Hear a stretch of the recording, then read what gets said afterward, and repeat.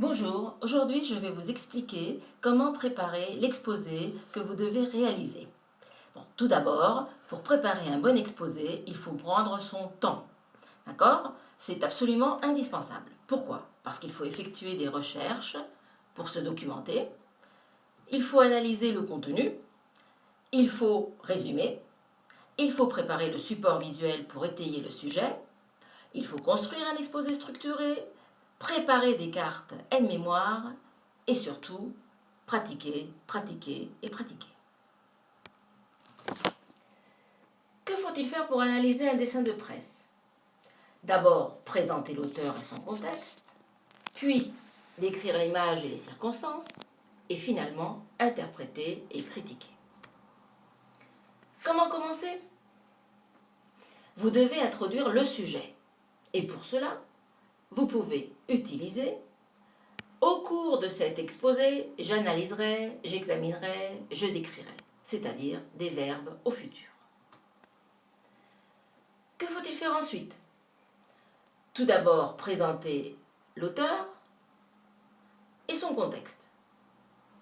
L'auteur, son milieu social, ses opinions politiques, le magazine ou le journal pour lequel il travaille et son idéologie. Le contexte, les caricatures et les dessins de presse sont liés à la société. Ils évoquent des faits d'actualité. Il est donc essentiel de comprendre leur rapport au contexte. Comment analyser le dessin? Identifier les personnages mis en scène. Les caricatures mettent en scène des personnages célèbres ou des types sociaux. Analyser la légende et le texte. N'oubliez pas d'identifier ce que ce texte prétend expliquer. Et puis, faites attention aux procédés mis en œuvre pour la satire. Diminuer la taille d'une personne, parodier, exagérer, mettre au même niveau des choses d'importance différentes. Tous ces procédés ont pour but de ridiculiser. Pour finir, n'oubliez pas d'interpréter. Qui ou quoi est ridiculisé? Une caricature vise à critiquer ou à se moquer d'une personne ou d'un fait social ou politique.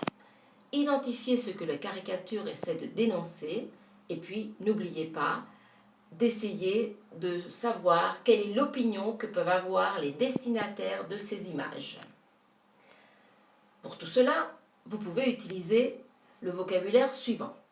Situer le thème, ce phénomène fait partie de, ce phénomène est comparable à, ou on peut faire un rapprochement entre. Pour mettre en évidence, soulignons que, il faut remarquer que, attention à, il convient de. Et pour une transition, passons maintenant à la question qui suit, cela nous amène à. Dernièrement, votre point de vue. Que nous apprend la caricature sur la société, les personnages, les événements de l'époque, sur l'auteur de l'œuvre et sur son public? Pour donner votre interprétation, en vous appuyant sur la description, vous pouvez utiliser les verbes suivants. L'image symbolise, évoque, fait référence à. Elle suggère, elle donne l'impression de, elle exprime un sentiment de. Il est intéressant de noter que. Pour finir, il faut conclure en évaluant. Cette évaluation doit être objective. Vous devez faire référence à son originalité, à son efficacité, la clarté de sens, les réactions qu'elle suscite, et à son degré de vérité. Les termes, pour finir, en guise de conclusion, pour terminer. Dernier petit conseil. Il s'agit d'un exposé oral. Alors attention, il faut surmonter le trac. Contrôlez votre respiration, utilisez vos fiches. Elles vous permettront d'être en confiance et de ne pas oublier une partie de votre exposé. Contrôlez votre gestuelle. Ne restez pas immobile, ne gesticulez pas trop, tenez-vous droit, regardez vos camarades. Et surtout, projetez suffisamment la voix pour que tout le monde puisse vous entendre. Articulez correctement et variez l'intonation pour éviter la monotonie. Votre support visuel vous aidera à rendre l'exposé plus vivant et à capter l'intérêt de votre public. Si Si vous avez bien suivi mes conseils, vous pouvez être tranquille. Votre tâche sera un véritable succès et vos camarades vous applaudiront. Chapeau!